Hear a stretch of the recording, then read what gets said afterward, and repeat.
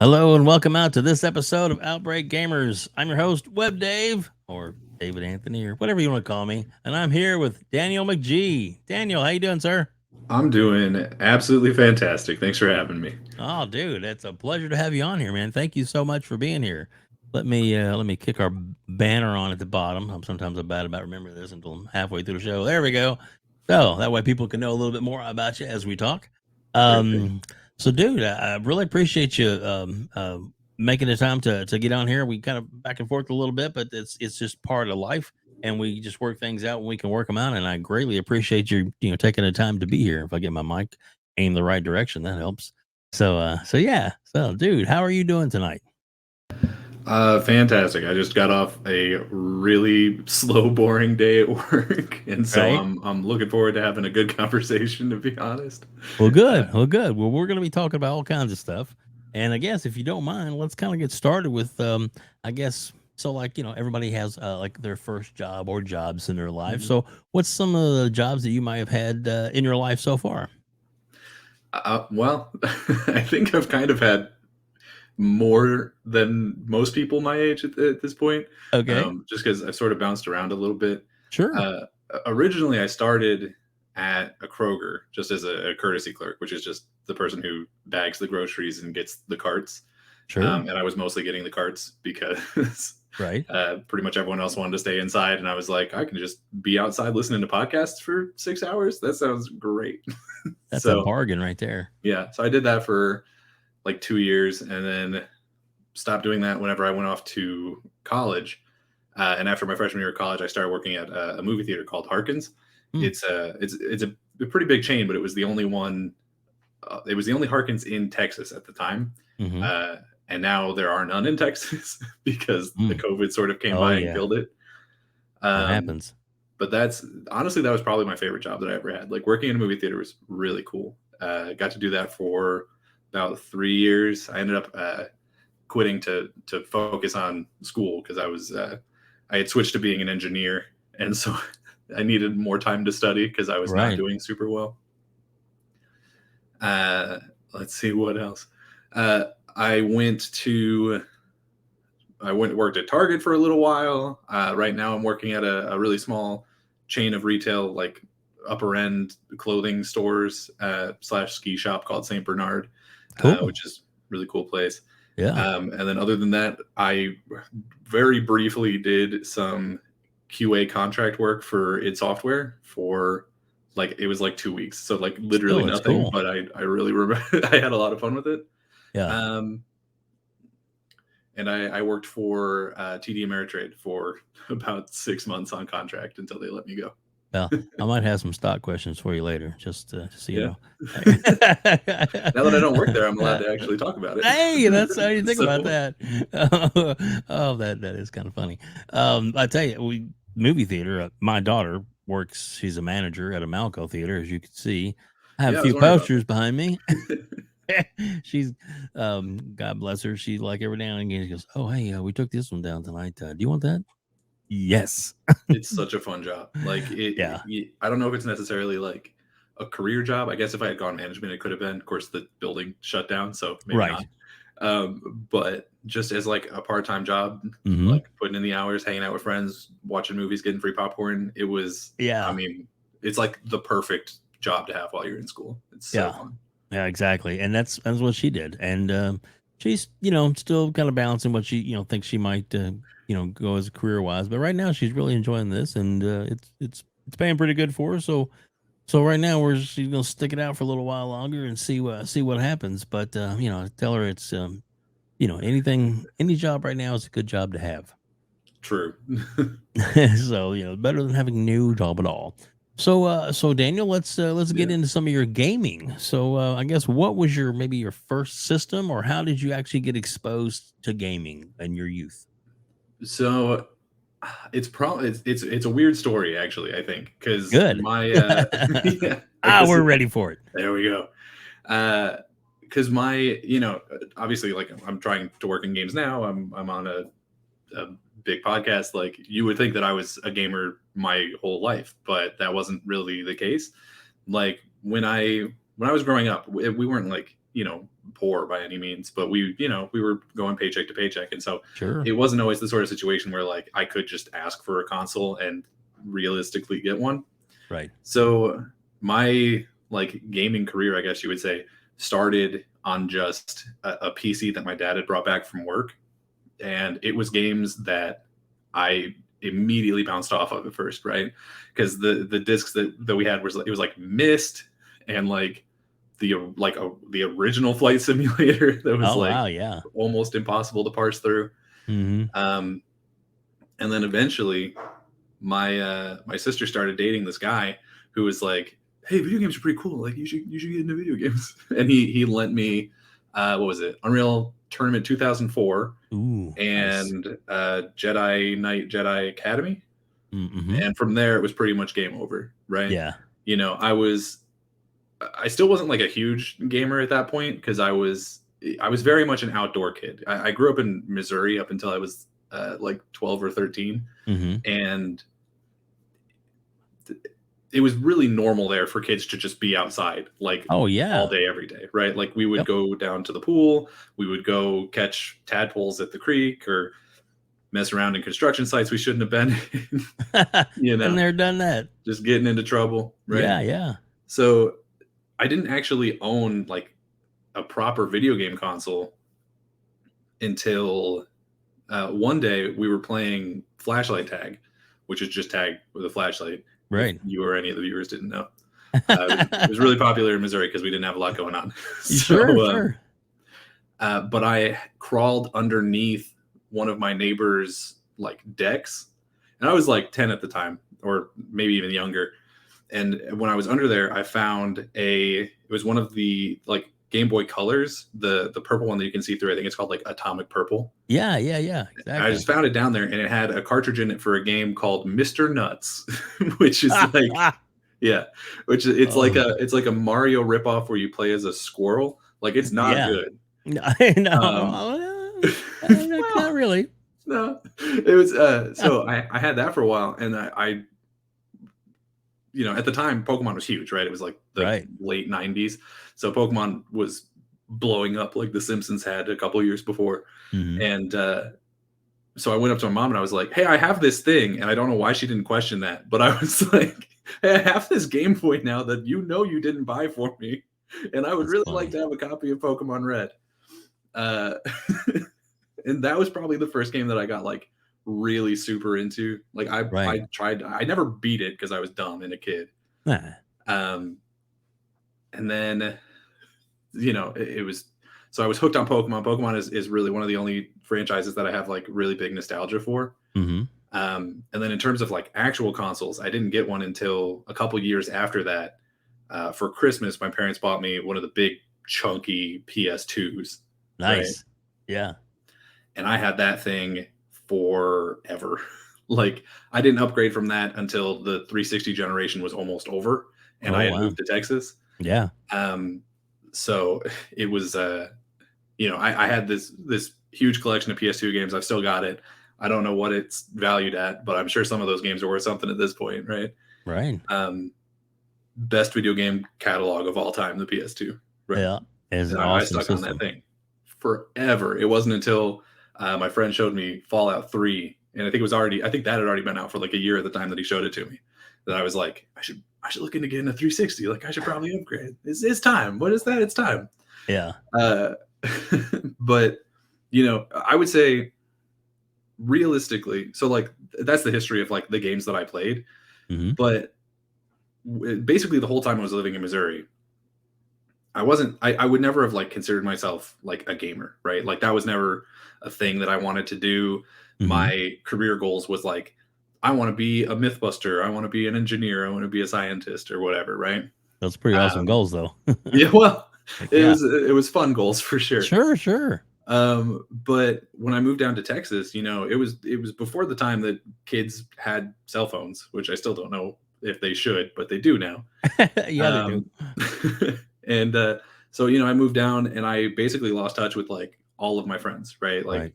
online gaming wasn't really a thing, and even if it was, I had a PS2, so it Hmm. wasn't gonna help out. And so I kind of ended up like isolated a little bit, and that's when I really like sort of fell into gaming feet first, right? Because Hmm. I was just in there. The house that we bought, apparently it's a normal thing down here in Texas for there to be a media room where people just like hook up a TV and play games and stuff. In Right. Missouri, that wasn't a thing, or at least we didn't have one. We had basements, which I guess were similar but colder. Right. More spiders. Uh, so I like really fell into video games at that point, and it became like at then video games became the way that I started to make new friends. Right, is I would Hmm. be I'd be talking to people at lunch about this game I was playing, and they'd be like, "Oh, that's great! I played that a couple years ago. Now I'm playing this," or like whatever. And so like that became sort of my bridge into becoming a Texan. Yeah. Right, is like that's how I met people. That's how we talked. And ever since then, it's just sort of been like a really huge part of my life. Yeah. So Yeah, games definitely can bring people together. Um, it's really it's unique how like you said, even if it's maybe not necessarily a game that you're quite into, but you can understand the struggles of everybody playing a game. So right. that's cool. That's cool. So after I guess your PlayStation 2, what did you venture into next? I guess. It would have been the 360. Is Hmm. I at the time I didn't really care either way, right? I wasn't super Right. invested in the games industry. I was just like, hey, my friends are playing these new games, and I would like to play those games with them. Um, and for one Christmas, my dad, I guess, went to like a Black Friday sale for a 360. Yeah. And he had told because we had planned to go together, me and him, and he like didn't wake me up for it. But he had gone without me and pretended that he just like, well, you weren't awake, so like we didn't go get it. Sorry, man. Sorry, bud. And then like on Christmas, he surprised me with it, Nice. um, That's which an awesome was dad right there. yeah, it was. I mean, it was a great surprise. At the time, I was like, oh, I can't believe I slept in. I'll never sleep again, or like Yeah. whatever. But Right. uh, but yeah, it was like it was the 360. It came with Modern Warfare 2, and I want to say it was like an ATV game or a BMX game that I just never really played Right. because Modern Warfare 2 was right there, and that was the game that all my friends were playing. So I was like, that's Right. the one I'm gonna, that's the one that's gonna be.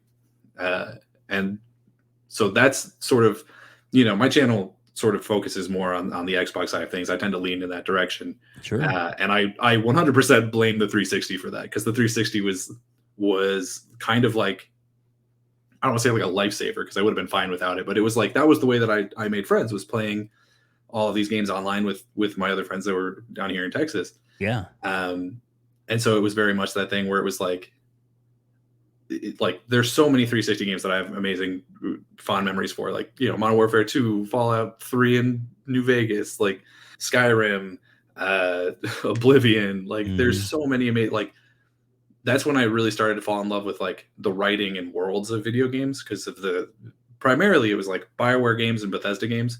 Hmm. Was I was getting really deep into just these games that had really fully fleshed out stories and worlds that felt lived in. So even if like there was an aspect of the story that wasn't necessarily or like the world that wasn't explored in the direct path of the story, Hmm. it would the world was like so well thought out that you could just look around and infer what had happened.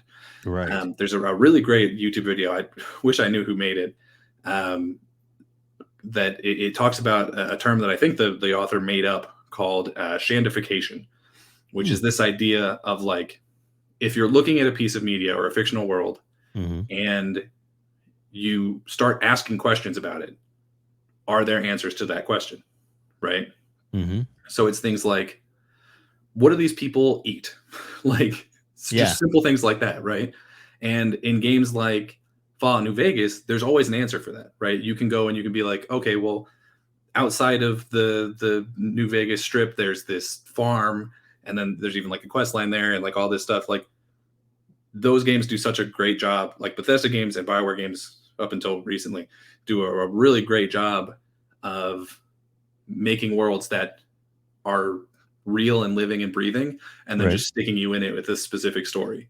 And that's my favorite thing. And it was the 360 where I started learning about that being a possibility because on the Hmm. PS2, like they were great games, don't get me wrong, God of War, uh, Resident Evil, like so many great games, but it Hmm. was very much just the like, okay, you're in this room, you're going to take out these enemies, and then you're going to go to the next room, right? Like that was Right. most games back then. Yeah. Um, so the 360 generation was when I learned that like video games can be anything, and that's Yeah. super exciting. Oh yeah. Yeah. The storytelling.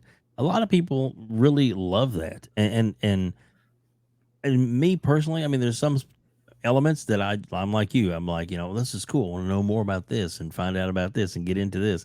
And then there's some games, um, and my kids they hate it when I do this, and I'm just like, you know, still you go, oh, there's a big cutscene coming up, and I'm just like, pew, pew, pew. I'm gonna skip, skip, skip. And they're like, what are you doing? You're missing the story. I'm like, do you want to get onto this quest or not? Okay. Okay. So it's Yeah. like, and I do enjoy the story a lot of times, but it's sometimes that's my Achilles heel is that I'm just like, if it's slowing me down, maybe I'll find out about it later. Let's go get the bad guy. Right. Let's go Especially if get it's them. especially if it's something that's like, no matter what they say or what you're gonna go here, you're gonna kill him. Let's get to that, kind of thing. But no, Yeah. like you said, there's a lot of especially like in the Elder Scrolls series and stuff like that, where there were some like the elements of the story really got you into the things you could do, and not only that, but there's crafting and how to upgrade your weapons and your different meals and armor, clothing that you have on, that can make a difference in your next battle, kind of thing. Right. So that's kind of cool. I definitely get into that. I just don't want people to think I'm just a button pusher. Right. Sometimes I am. I'll just admit that. Well, I mean, at the end of the day, that's all video games are, I guess. Yeah. But so I mean, there's no fault in it. There you go. There you Um, go. but So I yeah, no, guess go ahead. well, I was just say like, that was sort of when because you were asking about like jobs that I had Hmm. had. That was around the same time that my idea of like what I wanted to be when I grew up completely changed too. Because it was Right. like, well, first of all, I can't be a MythBuster anymore because that show's not on the air. And like engineering, being a scientist, that all sounds like a lot of fun, and it would pay really well. But you know, there's for me anyway, and I'm sure that there's plenty of people who will disagree. There's two kinds of jobs that you can have, right? Right. Is you can either try to get a really well-paying job so that every second that you're not at that job, you have enough money to do the things that you actually love and actually want to do. Right. Or you can find a job that you love doing, and it might not pay as much and it might not be as good of a job, but you're going to enjoy your time there a lot more. And for me, Right. that was what I wanted to do, right? Like I can Hmm. be an engineer, I can build a bridge, but I'm going to hate all 40 hours of that week, right? Yeah. As I know I'm going to hate all of that. And so when I started going through, high school and stuff, I knew that like I wanted to get into making video games. Like that was the direction that I wanted to go in. Hmm. And at first I thought that the way to do that would be through like animation, right? Because that was something that I was sort of interested in. There was a class for it at my high school. Hmm. And so I took like intro to video game design, and we were doing a lot of animation. And I went to school for 2 years for film and video with the idea of having done like of doing animation, because that was an aspect of that Sure. degree plan, right? And I had so I went there for a long time, and the whole time I was going there, they were like, yeah, we're making a video game program, or like a video game design class, like we're making a video game centric like career path that you can take through your classes here. And I got to the end of the second year, and it still wasn't there, and I was like, well, I'm going to be graduated before you finish it, so I need to figure something else out here. Hmm. And I just started looking up like what other schools around me had a proper video game like development career path. Right. And I ended up basically having to completely restart my college Oh experience. I no. ended up spending more time in college than most people. I think I was in there for 7 years, but there was a gap year, so I guess really only 6. Right.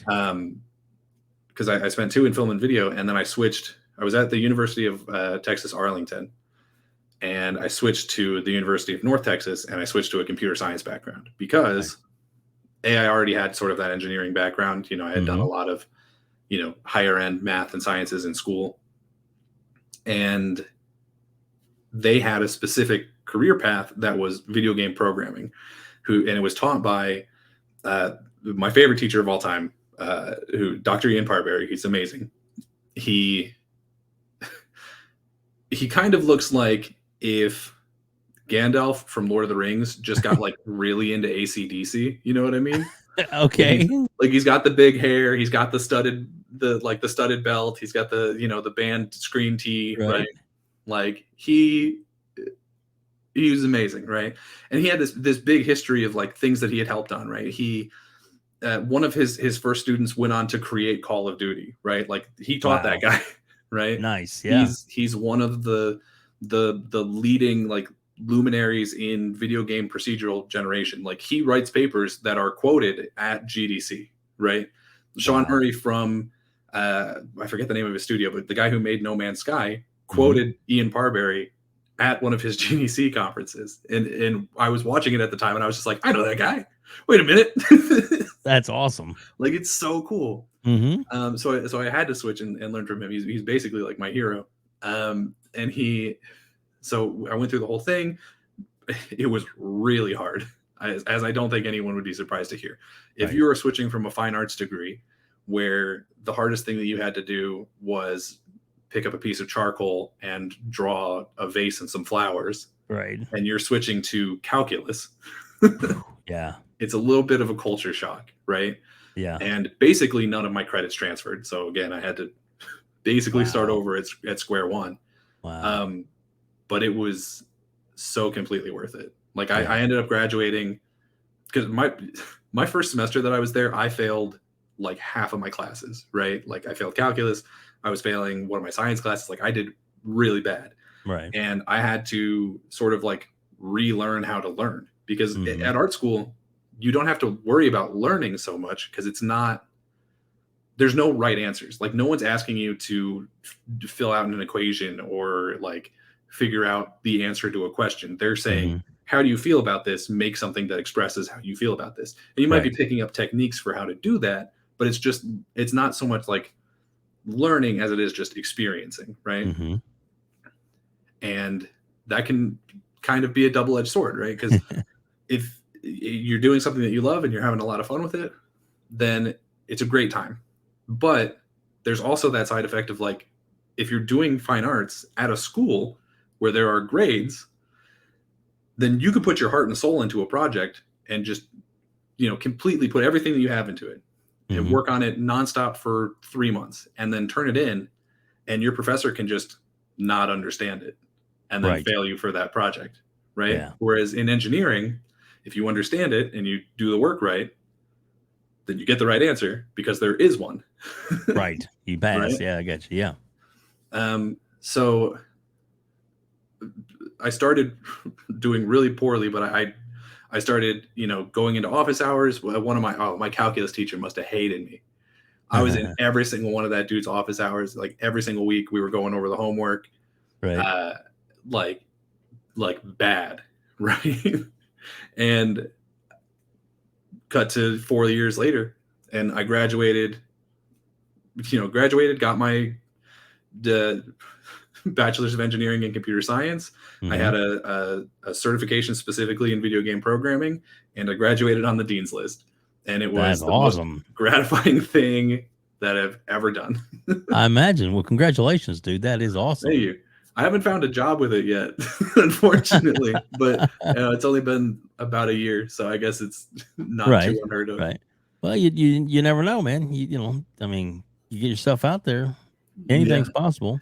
Well, another problem is that while I was going through computer science, a thing that I also learned about myself is that while I'm really good at it now, like I have a degree in it, so I feel like I have the right to say that at this point, is I'm really good at computer science.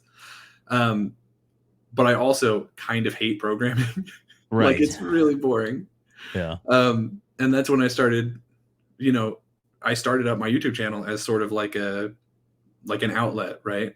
And unfortunately, I found out that I really just like talking about video games and making content about video games as much as I like making them. And it's like, okay, well, I'm so my plan at the moment is just sort of playing both sides of this field and Sure. seeing which one turns into a job first. Right, right. And that's, sometimes that's just what you got to do. I mean, Yeah, like you said, you have a job, so you're making money.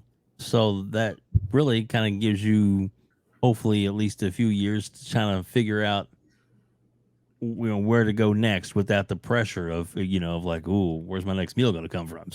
right. So that's I mean I understand your dilemma, but I mean it sounds like you're actually in a pretty good place compared to what you could have been in. You know what I mean? As far as True. if you were if you were, at least because if you got the degree, now that's behind you. Yeah. So and that can actually help you, look forward. So no, now you said it a few minutes ago, and when you said it, I didn't gloss over it. I was just kind of trying to think of. You said you did it for a little bit. It was something to do with gaming, but was it testing Yeah, or so okay? I had 2 weeks of, QA playtest at id Software, Wow. um, Okay. and I worked on really, we just played it and sort of gave our opinions on it. It wasn't so Hmm. much that I was like, well, I mean, we filed bugs, but we didn't, like, really impact the game too much other than just giving our opinion on it. Sure. Sure. But I was working on, Rage 2 here, which is why it's in my background. Nice. Um, Not the best game in the world, but I'll always have a soft spot for it at this Well, point. sure. Well, Yeah. sure. Well, sure. Now, I mean, is that something you could do again, or well, not necessarily for that particular company, but I mean, if Yeah. you've done it, you have that experience. Is that something you could do for other game and get companies? Yeah. I mean, I would love to. I've applied for, I mean, aside from content creation, my second hobby, it Mhm. turns out, is applying for jobs. I've been doing a ton of that. I apply for probably 10 or We've 12 all been jobs a there a week. little bit. Yeah. And a lot of it's QA, a lot of it's like entry level programming positions. Mhm. I'm applying almost entirely for video game jobs, but Sure. obviously I'm also applying for other things that are local because I need a job. I Well, need of like a course, career yes. job. Yes, yes, yes. And like I uh, always tell my daughter, you know what? Even if you have a job, that doesn't stop you from always looking for something better. exactly. So that's awesome though, dude.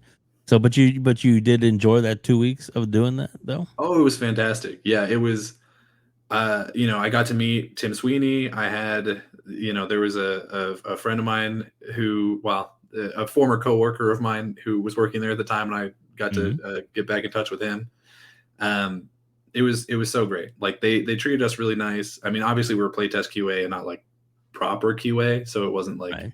you know, we didn't get like passes to the building or anything. Like we didn't get Right. the key cards or anything like that. We just came in, played the game, gave our opinion on it, and but the team that led it was super nice. Like Mhm. everyone was really nice and like appreciative of everything that we had to say. Right. Um, it was actually really funny because the the year after I did that, I went to QuakeCon, which is down here in Texas. It's like pretty much the biggest video game convention we have. We used to have Yeah. PAX South, but it got canceled. So Right. now it's just QuakeCon. Mhm. And the year after I worked for id Software, I went to QuakeCon with some friends, and I saw the people who were running the playtest QA section, Right. just like hanging out, running booths, right? Because I apparently the people who run QuakeCon are just for the most part like Bethesda ZeniMax employees, Right. because I guess they want to make sure that the people who are there are people who can actually answer questions about the product, right? Right. Which is really cool. So I got to like catch back up with them. But yeah, I would love to do that again. It QA was. I know once you get like an actual QA, it can get kind of brutal with the hours and just like so much work. And then Right. if any bug gets through, then not the company, but the gamers are gonna blame you first because you're the people who are Right. supposed to find it. Yeah. So I know that can be brutal, but I feel like I'd be okay. Yeah. Yeah. Yeah. So is it you said you had to go into the building. Is Yeah. QA something that you can actually do from like work from home type thing now or no? Or is it strictly because it's under security type thing or Yeah, so I don't know specifically how id Software does it now. But I did apply. I got like 3 interviews deep on a QA position with Sucker Punch, the guys who do Ghost of Tsushima and like Yeah, right. that's cool. Um, yeah, and that was I'm in Texas and they're in what, Oregon, something? No, Washington. They're in Washington, yeah. basically Seattle, Washington. Mm-hmm. And those are a little far for a commute. Right. But it was the middle of the pandemic, so they were saying, "Oh, it's a work from home thing anyway." So if I had gotten the job, which they ended up just kind of ghosting me on, which was wild. Like after 3 interviews, I would have expected to at least have gotten like an email saying, "Hey, we decided to go a different direction," but I just got nothing, which is really disappointing. Right. For a number of reasons. But sure.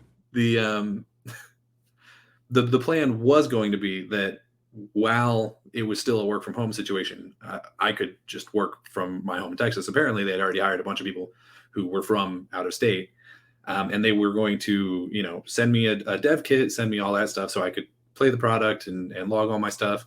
Wow, that would be cool.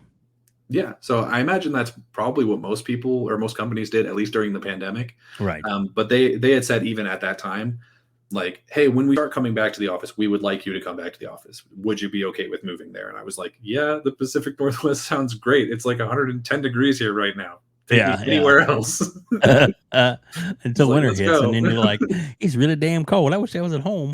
Oh, yeah, that too. Yeah. Everything has its ups and downs unless you live in LA, as far as weather goes anyway. So yeah, that's cool though, man. That's kind of cool. Thanks for kind of elaborating on that a little bit more, because that's definitely something that it's a neat thing, and hopefully you'll get to do more of it. Because I never would have, I've never done anything like that, but it's it's kind of cool. What do you do? Play games, but you don't just play games. You actually have to think about it and be involved. And of course, it's the same game over and over and over, just to like you said, to find the bugs. In those 2 weeks, I played through it 3 times, and we were having, every day we would fill out a questionnaire at the end, and we would have a meeting. So it was all about communication. Like the job was all about just being able to play a thing and talk about how you felt about it and what you thought could be improved or what you thought didn't need to be. Like basically, it's exactly what I do on my YouTube channel. Right. So nobody paid you for that yet. Yeah.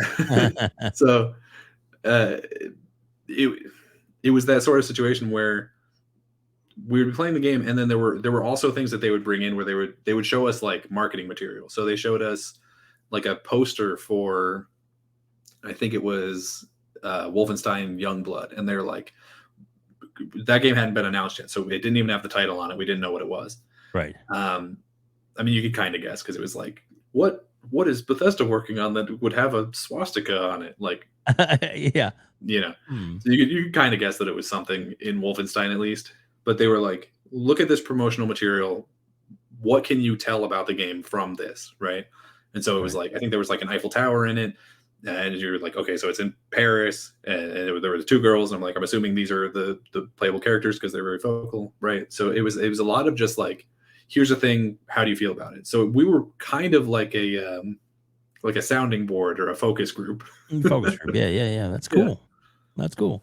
Well, that's cool, man. That's it still sounds like it's neat, and hopefully you'll get something else to doing that kind of stuff. And I mean, hopefully you'll get a job programming someday like you want. So that would be really nice. Well, so, I mean, I would love that. Honestly, my dream job at this point, now that I've frankly, I've been seeing a lot more success on the content creation side than on the programming side. Right. And I've been having a lot more fun with it. Yeah. So at this point, I'm really hoping to, like, my dream job, my number one goal is to sort of use my YouTube channel and my experience on podcasts as sort of like a resume to maybe get hired on to one of the bigger sites, right? Like I would love to work for like an IGN or a Polygon, or ideally a Kind of Funny. I know they get a bad rap, but they look like they'd be so much fun to work with. Right. Like all those guys look like they're really nice. And I would love to work there. I actually had I put out a video recently where I was talking about Xbox and I was being positive, which, is a sin, it turns out. And some guy rolled into my comment section, and I think he meant it as an insult. But he said, this guy is just Xbox's Greg Miller. And I was like, and I'm confident he meant it as an insult just based on other comments Right. that I had seen from him in other videos. Because he's one of those ones who just keeps showing up and saying stupid stuff. Right. But it's like you're comparing me to Greg Miller, like one of the biggest names in video game journalism, a guy who was so big at IGN that he was able to leave and start his, like, I would love to be Xbox's Yeah. Greg Miller. Are you kidding me? Dude, That dude thanks. hosted E3. Like, Yeah. like, yeah, I would love to have that guy's career path. Please continue calling Yeah. me that. Continue associating me and him. Maybe he'll see it online and he'll be like, I could use an Xbox Greg Miller. Exactly. I could use this mini me, and yeah, that's it. That's awesome. That's very cool. So I guess how did you? What made you decide to start your channel? And tell us a little bit about your channel and your content that you provide. We're gonna have the link to your channel in the description below, so everybody will be able to click on that and check it out. So. Sure.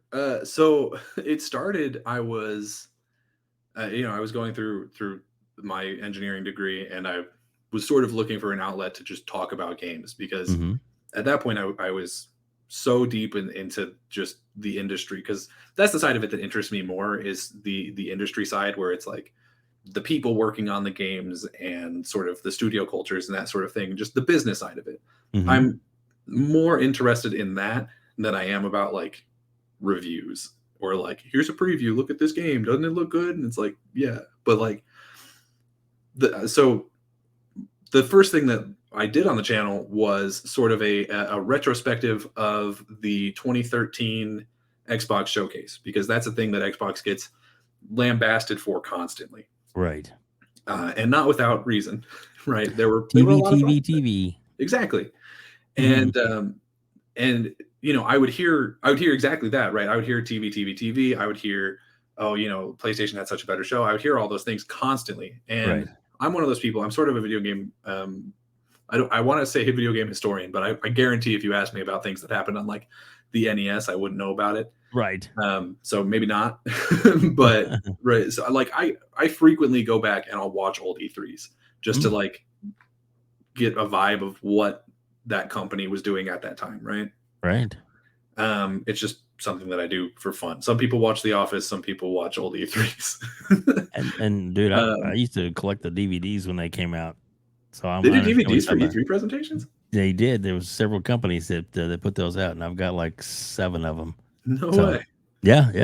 I'll hook you up, man. I'll show you. I'll show I you would what I appreciate got. that, actually. No worries. No worries.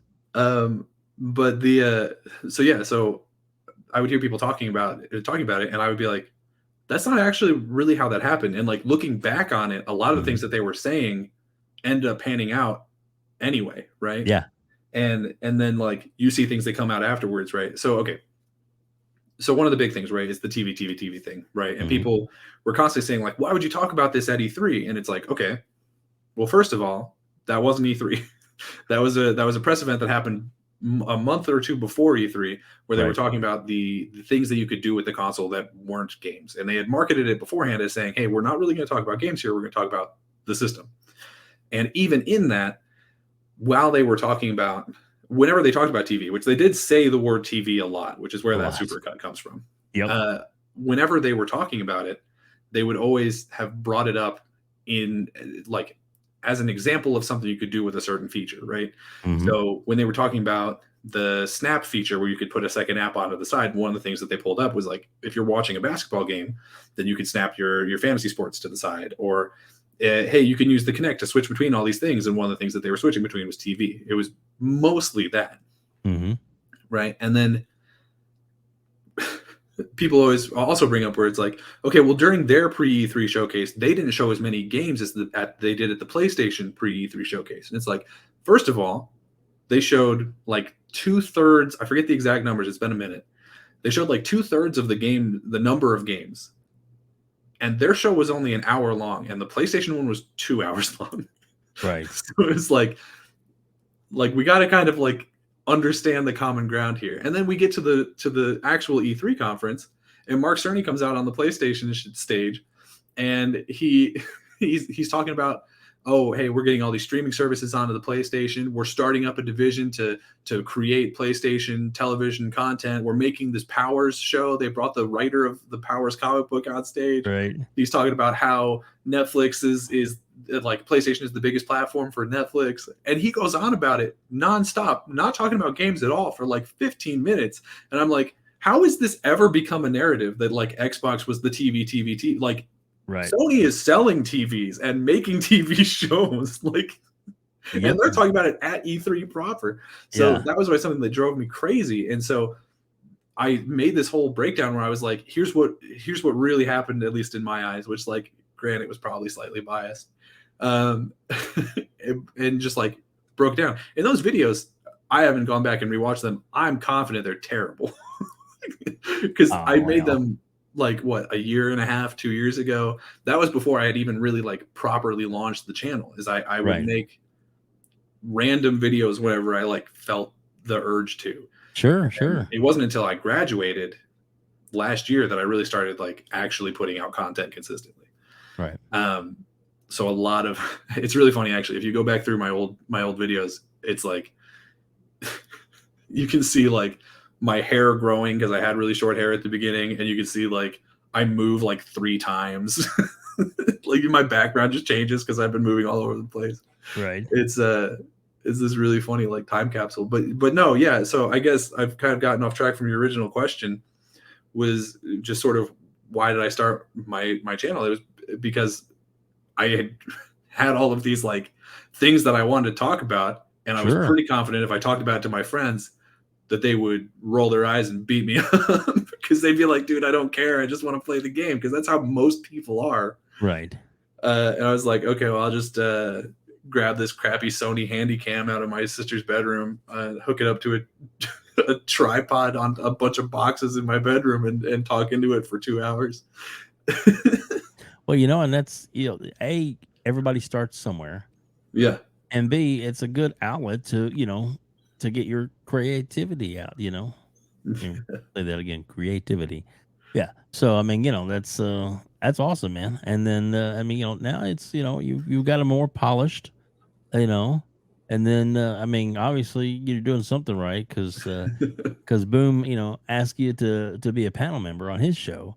So yeah, that's pretty good, man. Amazing for me. That genuinely, like, I was doing this pretty much like whenever I was talking to my friends or my family about it, I was like, oh, it's just a hobby. It's just a hobby. It's just a thing that I do for fun.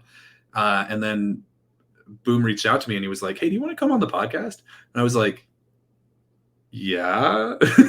Like, I have like, what, 250 subs or something at the time. And I'm like, I don't know why he's talking to me at all. Like, because I had already been watching, I mean, not just the Xbox Factor podcast, but like all of his podcasts for upwards of a year at this point. And I was like, yeah, this guy who I have talked to on Twitter like twice about nothing is reaching out to me to be on his show. Like, are you serious? This is amazing. And then eventually, I think it was like, I think I'd only been on like 2 or 3 shows. And then he asked me to become a permanent panel member. And I was like, that was the first time that I really felt like I could actually do this as like a job. Yeah. Like that I could turn this into something real and palpable, right? That's when it stopped being a hobby. Yeah. Obviously it still doesn't pay the bills, so I still have to like find a job that does that. But like, good experience. I'm not clueless to that fact. I have rent, I have student loans, like I have things that I have to do with my life. But like that was the first major step to achieving this dream. And I think about it sometimes because I've only been a panel member on that show for what, 3-4 weeks or something. And maybe a little longer, isn't it? I think it's a little longer. I've only been a permanent guessed member a few for times. Yeah. Okay. I've only been a permanent member for I think 3 or 4 weeks, and then before that I guest hosted a couple of times, or guest paneled a couple of times, whatever it is. But I think about it and I'm like there's been some really big name people on this show, like people who I have watched all kinds of times, right? Like I think like Dealer's been on the show. I think Colt's been on the show. Rand, all of these people who I have been watching on YouTube for years have been on the show that I am now a permanent host of. And I was like, wait a minute. Like, Like I'm now 1 degrees of separation from like people who do this as a career, who pay Yeah, their bills doing this. And I'm exactly, exactly. like I And you I've know what, been dude? And they so all started lucky. somewhere too. You know what? They all started Yeah. just like you. You got to start one day at a time, one leg at a time. Boom's awesome to give people a leg up, or to at least give them a chance to see if they like doing it. Because I mean, that's one of the things I love most about Boom is Yeah. that you know, him and Mrs. Boomstick, they really they're passionate about him. He's retired ex police officer, so you know he's got a little bit of time on his hands, and you know, and he's very passionate about gaming, and he is really good about getting information out there and stuff, and just it's a lot of fun to be around, especially Yeah. when he gets on the train, buddy.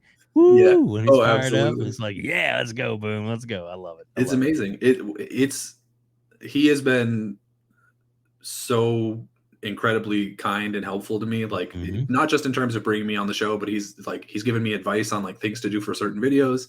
Yep. It really is that thing at this point where it's like, you know, if I do end up following the career path of like a Greg Miller or something, and I end up working at IGN or Kind of Funny, or get super lucky and I end up hosting E3 someday, right? Like Yeah. if any of that happens, it will have been because of Boom. Like Yes. he is the exclusive reason why Yeah. my career, which I guess it's not really a career yet, but my like Eh, my exposure here became a thing. Uh, yeah. and so I mean, at some point, Dang. if I make a career out of this, at some point, I'm gonna owe that guy a steak dinner. That's all I'm saying. And you know what? I think he would probably accept that from you. Uh, Absolutely. exactly, exactly. But you'll have to come to New York because I don't think he's flying right now. I'm just kidding. I'm just kidding. Well, dude, that's it's been awesome having you on here. And before we wrap things up, I kind of want to I get a little more kind of I guess let's kind of dig just a few minutes at least into you know your thoughts on I guess like the current situation in gaming right Sure. now, and then maybe some of the or maybe you know a game that you're most looking forward to. Those are kind of those are two of the questions I kind of like to see if we can get something from you before we take off. Sure. So I like it's a very broad question. So there's a lot of It is. directions to go with that first one. Yep. Um, the current situation in gaming, I think, is one of flux, right? I Hmm. think that would be the best way to describe the time that we're in. Is with all the acquisitions and all of the sort of social rights things that are happening, the video games industry is becoming something that it's never had to be before, right? Right. For a lot of years, video games have been growing and growing and becoming this huge thing that makes tons of money, right? We've been hearing for years that it's a monetarily a bigger industry than like music, television, and film combined, right? Yep. It's massive. But up until recently, no one in the like public eye really paid much attention to it, right? It was sort of that thing where it was like, oh yeah, my kid plays video games, right? Or like, oh Right. my weird brother plays video games, right? Don't call me weird. I'm just kidding. But now it's becoming this thing where sort of things that were previously considered nerd culture are just Hmm. pop culture now. You know, Yep. the MCU is like the biggest thing on the planet, right? People are getting like waiting in line for years to get to a panel at a Comic-Con convention, like so that they can see a teaser of a Black Panther movie that comes out in 3 months, right? Like it's Right. crazy, right? It's Yes. so much bigger than it's ever been. And we are almost certainly going into like a golden age of video games. You know, people who have been in the games industry for a long time or have been playing games for a long time might not necessarily think so, because probably when they think of the golden age, they probably think of it the same way as like the comic book golden age, where it was like when things were starting to like come together. Right. And that's fair. But you know, we're seeing video games sort of come out onto the world stage in a way that they never have before. Right. um, we're seeing senators making statements about, you know, well, what is this going to mean for video games? We're seeing people like AOC doing streams for for Among Us, which is really weird, but like kind of Yep. cool, Yeah. right? Like it's this major thing where now video games, because they're coming onto the world stage, they have the ability to sort of create their own narrative. And I think that's what we're seeing with places like Xbox, right? Mm-hmm. Is for years they've been considered one of the best places in the world to work. And we start hearing all these stories about Activision Blizzard being a complete cesspool, like just terrible things, right? Like I Right. won't go into the details of it because I feel like probably a lot of people already know it, Right. but like just horrible, terrible things happening at that company constantly every single day that nobody was talking about. Right. And now Xbox is going in and they're saying, hey, this company is one of the biggest companies in video games in terms of importance, in terms of size. And we need to make sure that it is a company that you can look at and be proud of having worked at. Right. Right. And, there's all these conversations about, what do we do about crunch? What do we do about, treating our employees fairly? Like the way that Microsoft has come out and said, like, hey, now that the Roe v. Wade thing happened, if you're working in a state where that isn't going to, respect women's bodily autonomy, we will fly you to a state that will, as part of your like benefits package, right? Right. There is so much going on in video games by themselves. It's like this microcosm of the world in itself, right? Mm-hmm. There's a war, like without leaving the video game space, you can see everything that's happening, right? You get the current events of like all the social injustice. You get the current events of like, hey, these games no longer exist because their studio got destroyed in Ukraine. Right. Right. And it's really powerful, I think, that we're getting to a point where these things that were kind of under the rug, right? It was that thing that your kid brother did in the basement, is now on such a large scale that it is in the public eye. It is making moves that are affecting the way that the world works, the way that people think. Mm-hmm. It's absolutely amazing. I'm very excited to see what the world of video games does in the near future. I know that, to get off that particular train of it, one of the things that people are really concerned about in video games right now is consolidation, right? There's all these major acquisitions happening. Right. And people are afraid that means that there's only going to be a couple of video game companies and that's going to cause like the downfall of video games. When in reality, if you look at different industries, that's a very normal thing, right? Mm-hmm. As you see industries grow and grow and grow, and they start buying each other up, and then the people who didn't get bought grow to fill those spaces, right? Right. And we are at the beginning of that. And I think that's going to be so exciting to see. Like now that Activision and Bethesda are part of Xbox, who becomes the next Activision? Who becomes the next Bethesda? Right. I think specifically as a content creator, we are entering a time in which there is going to be so much interesting conversation and so many more powerful and meaningful conversations than ever before in the video games industry, right? Yeah. Mm-hmm. If you go back and you watch G4 from the early 2000s or whatever, they're talking about like, oh, Marcus Phoenix shot that guy. It sure was cool. And then just like, it is just strictly about the game and how they feel about it. They're not talking about the people who make the game. They're not talking about the world consequences of that game. Right. It's so much more interesting to me now than it ever has been. Yeah. I think that's why I'm so excited about it. Yeah. Well, it's definitely an exciting time to be a gamer. And then like you said, the I guess the current level of what like people associate with or the pop culture type mentality is gaming isn't just for little kids anymore, because a lot of the little kids are now the adults that have little kids that like, what, I still play games, and I bought an Atari 2600 the day it came out. So it's just one of those things where it's it is it all started somewhere, and then now look at it. It's wow. But yeah, it's pretty amazing.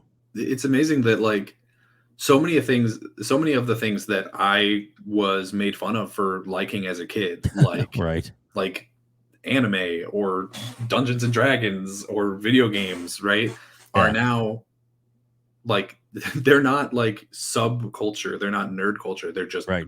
culture. Like Yeah, there's a and if you D&D don't know movie. about it, you're like, "You mean you don't watch Yeah, that? You don't know there's a about Game D&D of movie coming Thrones? out What's wrong with starring you?" Chris Pine, and it looks outstanding. Like, Mhm. people who don't play D&D are going to watch that movie and be like, we should play that," right? Like Stranger Things has normalized Dungeons& and Dragons. Yep. Like there's so many, like it's just becoming part of the zeitgeist, and that's really Mhm. exciting for me because now that means that instead of it being this very insular thing where it's just like me and my friends playing games by ourselves, now it's like everyone knows what we're talking about. Like we're Yeah. part of the conversation in a way that we never have been before, and that's so much fun. It is fun. It is fun. Well, let's get on to the final question, which is what game are you most looking forward to out of anything that's coming out? Let's say, let me rephrase that. Any game that we know is coming out. Gotcha. Okay. Because sometimes I have to be careful with who I'm talking to because they may have a little inside information and we don't want to. I'm not trying to get any spoilers out of somebody. I'm just or leak anything or break anybody's embargo. But as far as games that you know about, I mean, what's something that you're most looking forward to? Right. So fortunately, I don't know anything. Yeah, I don't you're know just saying anything that that. the public doesn't know. Daniel's just saying that. Uh, He is mystery guy. I'm not Jez or Imran Khan or something. I don't have these inside tracks. I just read the Uh, news like the rest of you guys, and then I that's talk funny. about it. But it's man, I'm really excited for God of War Ragnarok. I think that's going to Mhm. be massive. I didn't necessarily really love the first one of those, which is not a common opinion and one that I Right. have to like constantly defend. Where I'm like, I'm okay that you like it. I would really appreciate it if you were okay with me not liking it. Right. Because I'm a big mythology nerd, and I just didn't like it the way it was represented in that game. So I'm really excited to see what they do with it, though, because now I'm starting to Mhm. get more attached to those characters. Right. And then honestly, I think the one that I'm most excited for right now is probably Avowed. It's it's the big RPG that Obsidian's working on. It's Mhm. based. It's going to be in the Pillars of Eternity universe, but be sort of in the vein of like a Fallout or an Elder Scrolls. Mhm. And that's like the most exciting sentence that you could possibly say to me. Yeah. Right, where Yeah. like I love those worlds, right? I mean, I already talked about this earlier, but those worlds where it feels like it's a full fleshed out world that people live in, and we're just telling a very narrow story that's in it. But if you poke your head out of the golden path in any direction, you're going to find another story and meet all these other characters. That's what I love in video games more than anything. And Obsidian is the best in the business of doing that. They are some of the best writers on the planet. I'm convinced of it. Mhm. They do just like, I can't think of the word of it right now, but like side content, I guess, better than Right. anybody else. Right? Right. They Right. create worlds Side that stories, are. maybe, or Yeah, I think that there's like a specific like highbrow word for it that's just evading okay. me at the moment. That's all right. But yeah, it is that. Um, and I'm super excited for it. I'm actually selfishly kind of, this is going to sound stupid being how I just No. said it's the game I'm most excited for. I'm actually kind of glad that they didn't announce a release date for it yet. Right. Um, because it's based on like it's in the Pillars of Eternity universe, and I have Mhm. been putting off playing Pillars of Eternity for so long, and I really want to play it before that game comes out. You better So I'm get like, on it. oh man, thank God it's not coming out in like November because I would Right. never finish it in time. Right, right, exactly, exactly. But we know it is coming, and I think Yeah, in the near future, I think Yeah, next year probably. Jazz Gordon said he actually got to actually see a pre-build type thing, Oh, did he? and yeah, he's talked about that several times on with him and Rand that he's actually got to take a look. He said it was it was rough, but he could see some of the ideas in the design for it. He's really excited about it, so that makes me excited for it too. I'm with you, man. I'm Yeah, looking forward absolutely. to that. So it could be For sure. something really cool. But Daniel, dude, thank you so much for being a part of this today. I really appreciate it, man. Yeah, thank you for having me on. I was honestly kind of surprised that you reached out to me, Ah, but I'm really glad that you did. well, me too, man. Me too. Like I said, this community is a great community, and And this is the way a lot of times that people get to know other people in the community and get to experience it. And hopefully people will reach out and check out your channel. Not only that, but they need to go to your channel. The description will be below, and click on that link and then subscribe to your channel. And then not only that, but there's a little bell icon. Click on that so that when Daniel puts up videos, you don't miss any of them. Plus, tell them about what time you're on with Boom. What show are you on, and what time Right. does that air? So I am a permanent panelist on the Xbox Factor podcast, which goes live at 11 a.m. Central Time every single Tuesday or noon Eastern, if you're in New York like Boo. Mm-hmm. Um, it's fantastic. We talk about all the biggest news. I show up on a lot of the other shows that he does just whenever there's an open space. Yep. So don't don't feel like you just have to watch the Xbox Factor podcast. They're all good. They are good. You're right. But the Xbox Factor is better because I'm on it, obviously. Oh, ow, hurts. Breakfast and Boom's pretty good too, mister. I'm just kidding. I'm just kidding. I gotta get on that one. Yeah, I think that's yeah. the only one I there you haven't go. shown up on yet. Well, I don't, maybe you'll reach that level. I'm just kidding. All I'm right, just let's see how it is. teasing. I'm teasing, dude. We would love to have you on there, man. Love to have you on there. But like I said, Boom's nice and very generous about putting out the calls and stuff. Because there's times when real life happens, and sometimes they need somebody to come in and fill out, and who knows, you can even be on multiple shows. But I've seen people do that before too. So there you go. There you go. Well, guys, thanks everybody for tuning in. You can check out more of our shows at outbreakpodcast.com. We have a list of all the interviews and things like that we've got up there, plus our channel here, which you're on. So please subscribe to this channel, like, share, check out some of the other videos. Got some lot of great content and more great guests coming from all over the industry, not just content creators. We've got some developers and programmers and some other insiders coming on, as well as a few what you would call media icons. Yeah, I'll just say that things are in the works, and we'll just have to see how those things fall in the next months or so. So anyway, but Daniel, again, thank you so much for being here, and thanks everybody for joining us here at Outbreak Gamers.